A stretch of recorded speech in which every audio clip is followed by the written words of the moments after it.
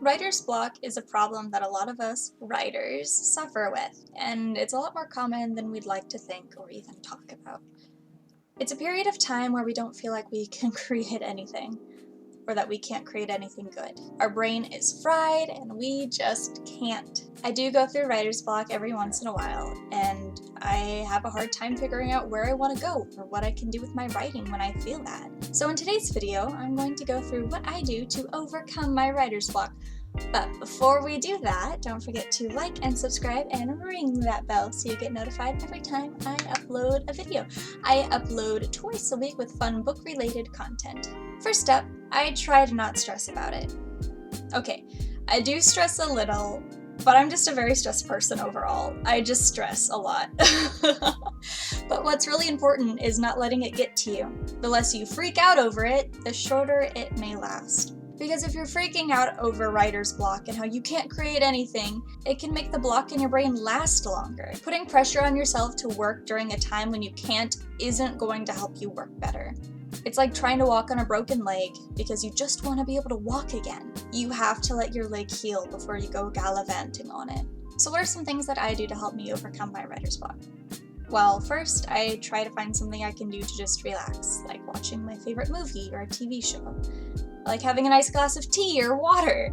Get some ice cream. Writer's block, for me, mainly comes when I've pushed myself to the extreme so hard that my brain just shuts down. I've burned myself out. I've pushed myself past my creative limit. So I just need to give myself a break and let my brain recover.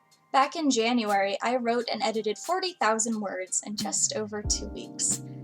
And I couldn't write for almost a month after that. I was fried. Granted, a few other things went into that, like discovering a small plot hole that's fixed was causing me more problems than the hole itself. Gotta love that. But I really burned myself out. But through it, I learned my limits. I shouldn't be writing 40,000 words in 2 weeks and editing them and staying up so late and then waking up at 4 a.m. for my job. It wasn't a good combination. So now I actively push myself to make sure that I'm resting and giving myself a break when I need one, or my writing is going to struggle.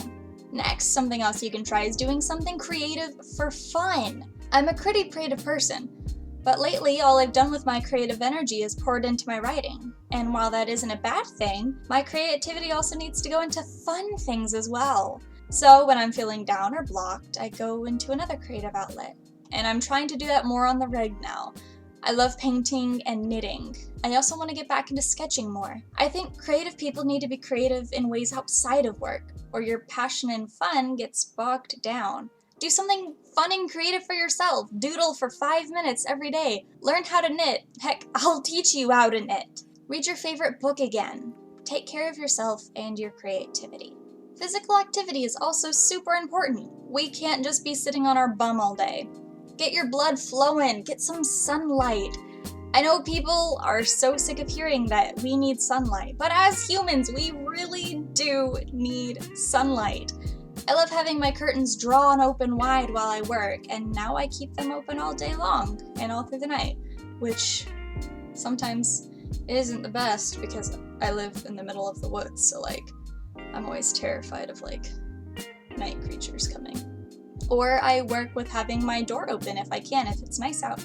It makes me feel less like I'm trapped inside of a house made of 4 walls and more like I'm writing outside, which is really nice. And I know it's hard to get up and walk away from a project as you're working on it, but trust me, we need to take breaks.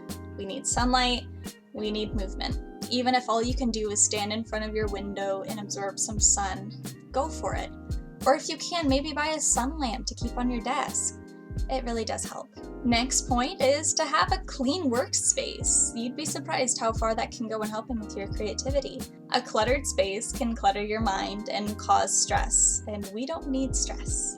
A clean space is nice to look at and be in. Light a candle. Take your dishes to the kitchen.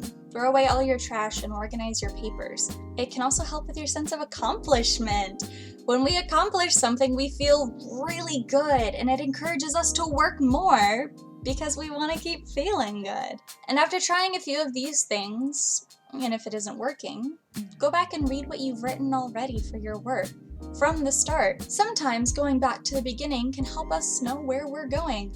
Rereading your work may help you solve whatever problem is blocking you. This is also where I find having some sort of an outline helps. Just a good guide of what needs to happen. Bare bones is totally fine, and it's really how I work. If you've got an idea of where you're going, you're less likely to be stuck with your writing later on. It's like having directions to where you're going before you leave your house. You're not struggling to find the place you're after because you already know where it is. I always find it helpful to have some semblance of an idea of what's going on with your story. And lastly, if none of this is working, take a deep breath and take a step back from what you're writing for a few days or a week or two.